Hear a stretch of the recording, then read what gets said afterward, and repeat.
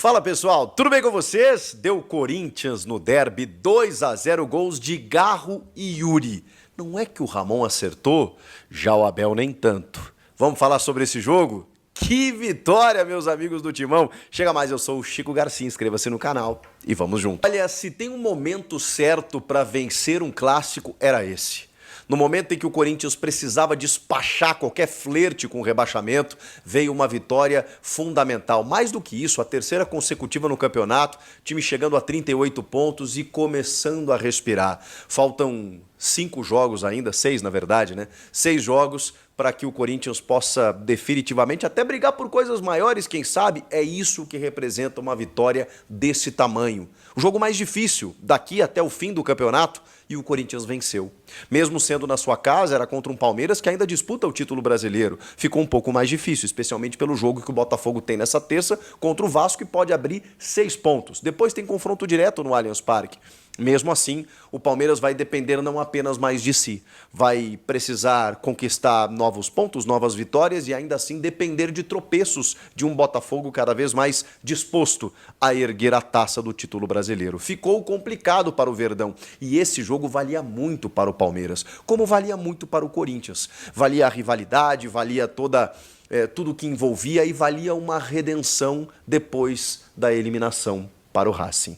E esse é o futebol, né? O futebol ele te permite, 3 dias depois, você ter a chance de uma redenção, 3 ou 4 dias, né? A gente estava na segunda-feira. O Corinthians que vem de eliminação, estava com o Ramon Dias muito pressionado, inclusive uma comissão técnica demissionária, que eu acho que ainda podemos falar mais sobre isso, porque não é que ele se garantiu para o ano que vem, mas ganhou uma sobrevida, talvez até o fim da competição, mas vou repetir o que tenho dito, provavelmente ele não vai ficar, mesmo com essa grande vitória, uma vitória que não vinha depois de 3 anos, gente. 3 anos o Corinthians não vencia o Palmeiras independentemente do estádio. Seja em casa, fora de casa, na Arena Barueri, o Corinthians não conseguia vencer o Palmeiras. Venceu. É uma vitória significativa, mas que talvez até coroe o encerramento de um trabalho com o Ramon cumprindo o objetivo de manter o Corinthians na Série A. Mas quando foi preciso mais do treinador, quando ele precisou pegar todos esses reforços e encontrar soluções, ele não conseguiu em momentos cruciais. Isso precisa estar lá numa análise muito criteriosa que será feita ao final da temporada. E provavelmente o Corinthians vai em busca de um novo técnico para o ano que vem. Mas isso é assunto para outro vídeo. O fato é que o Ramon estava pressionado e vejam só, depois das eliminações, o que ele faz? Remonta um sistema que deu tão certo ao longo do ano. O sistema de 3 zagueiros, que propiciou inclusive o André Ramalho, mais protegido, a ser um dos grandes pilares do time na temporada. Quando ele montou uma linha de 4, o André teve problemas. Nesse jogo, ele jogou de novo numa linha de 3, com Gustavo Henrique e Félix Torres. Inicialmente o Félix Torres pela esquerda, que eu entendo muito pouco. No segundo tempo, pela direita, onde ele rendeu muito mais. Os laterais foram muito bem.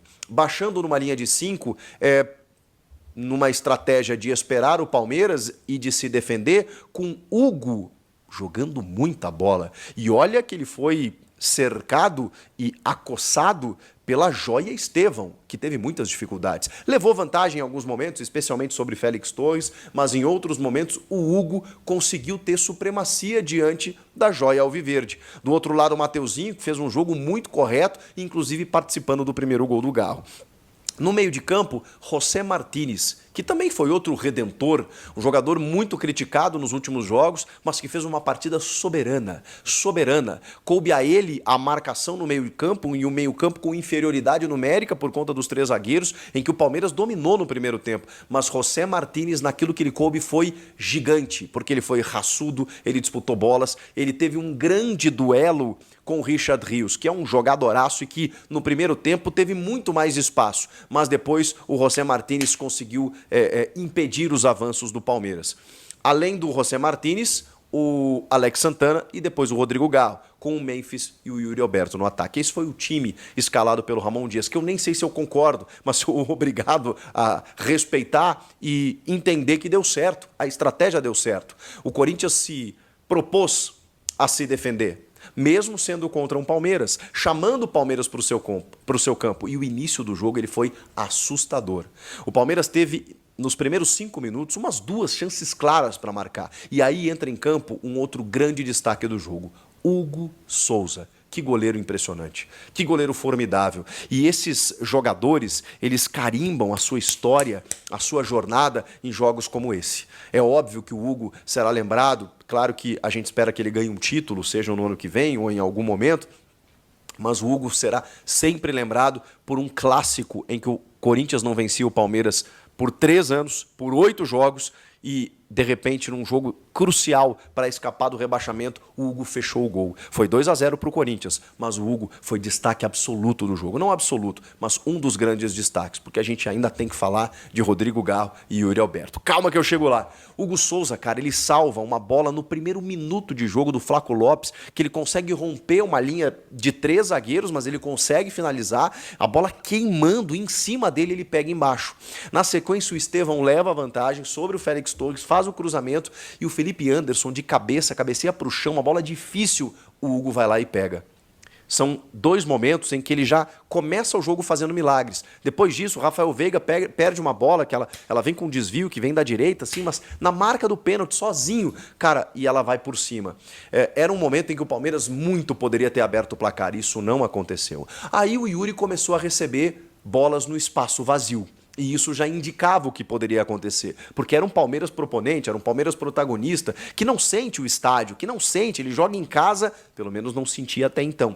Ele joga em casa ou fora de casa como se estivesse em casa, mas atacando ofereceu espaços e o Yuri Alberto começou a receber algumas bolas. Um lance estava impedido, o outro o Everton defendeu, o outro a bola escapou demais, mas o Yuri começou a receber a bola no espaço vazio. E o Memphis um pouco mais de trás, mais posicionado, que talvez até nem tenha feito um grande jogo, mas felizmente não precisou, conseguiu ser esse cara para chamar a marcação e permitir os avanços do Yuri Alberto. E aí, numa das tantas chegadas já no final do primeiro tempo, em que o Corinthians finalmente se lançou ao ataque, chega ao seu gol. Numa jogada que parte do Yuri pelo lado esquerdo, em que, na verdade, antes disso, tem uma bola recuperada pelo Palmeiras e o Rafael Veiga vai puxar o contra-ataque, ele erra o passe. E quem interrompe é Félix Torres. Olha que ironia. Ele toca para o Yuri e o Yuri levanta no segundo pau buscando o Mateuzinho. Só que aí o Caio Paulista vai tentar dar uma jogadinha de perna esquerda, de costas, meio displicente, a bola cai no pé do Mateuzinho.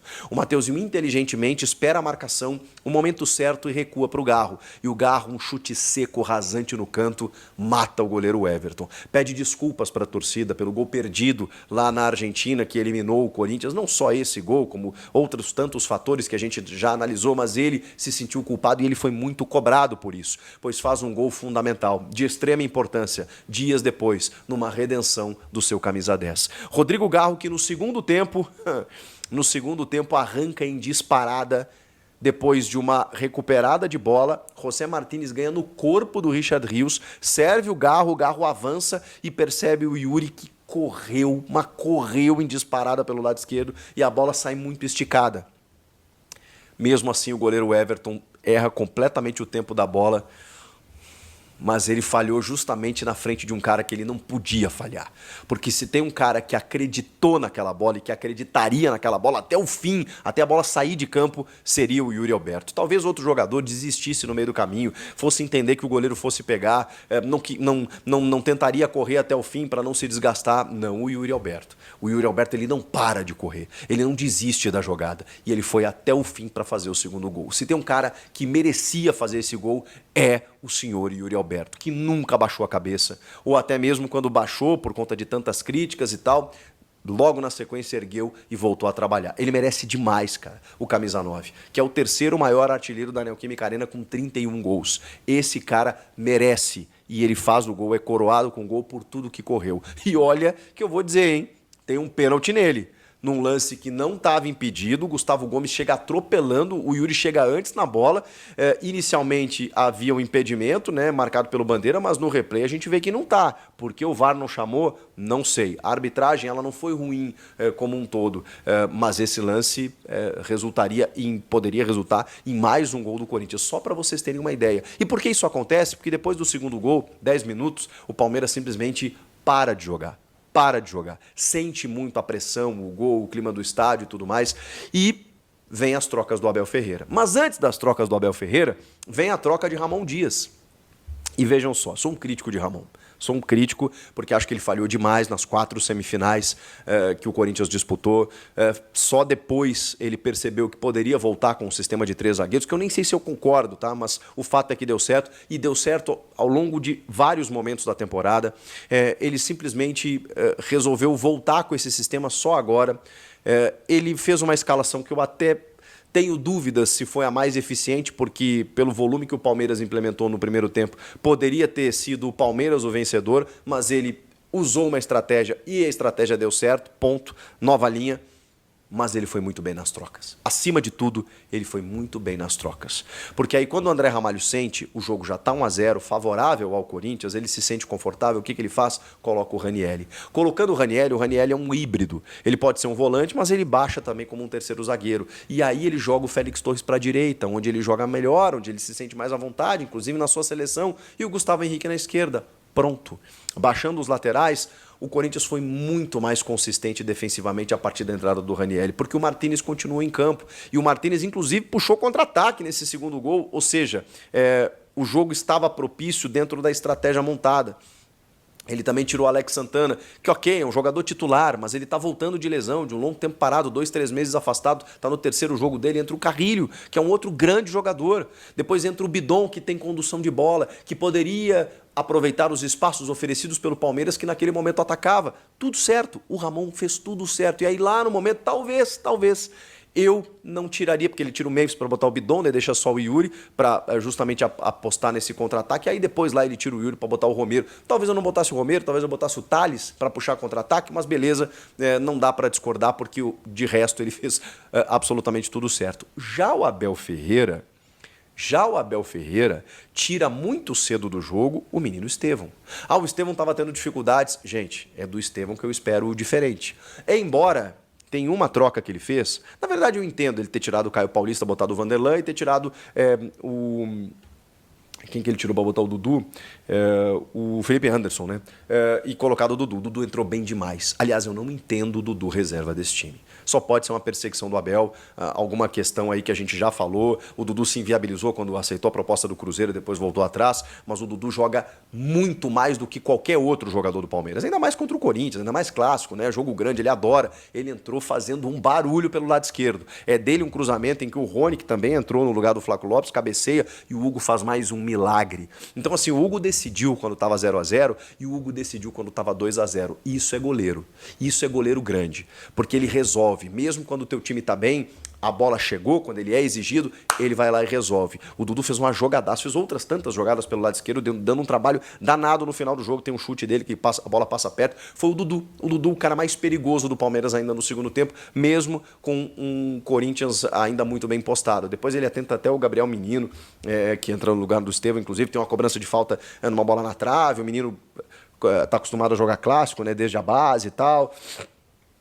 E o Maurício ainda entrou no lugar do Aníbal Moreno, que tinha cartão amarelo, para tentar algum chute a média distância, mas o Maurício pouco tocou na bola. O Veiga também fez um jogo bem abaixo. O Richard Rios, enquanto o Palmeiras teve a bola, foi um jogador melhor, mas no segundo tempo muito displicente. O fato é que o Palmeiras no segundo tempo teve muitos erros individuais, técnicos, de passe, errou muito. E o Corinthians estava ligado. O Corinthians estava em 220, em 300. O Corinthians estava muito concentrado no jogo, fez os 2 gols, se segurou muito bem e conseguiu a vitória. Uma vitória fundamental, que dá tchau para o Z4, pelo tamanho da vitória, pelo tamanho do adversário, pelo momento da tabela, por uma curva ascendente, por 3 vitórias seguidas, por tudo isso, o Corinthians dá tchau para o Z4 e começa a olhar para cima, para uma vaga na Sul-Americana, porque com vagas que vão se abrir e se somar agora nessa reta final, poxa, escapando do rebaixamento, vai vir uma vaga na Sul-Americana, o que garante um calendário, pelo menos em 2025. Pode vir uma pré-Libertadores sendo G9, a gente vai ter que esperar para ver se vai ser G9?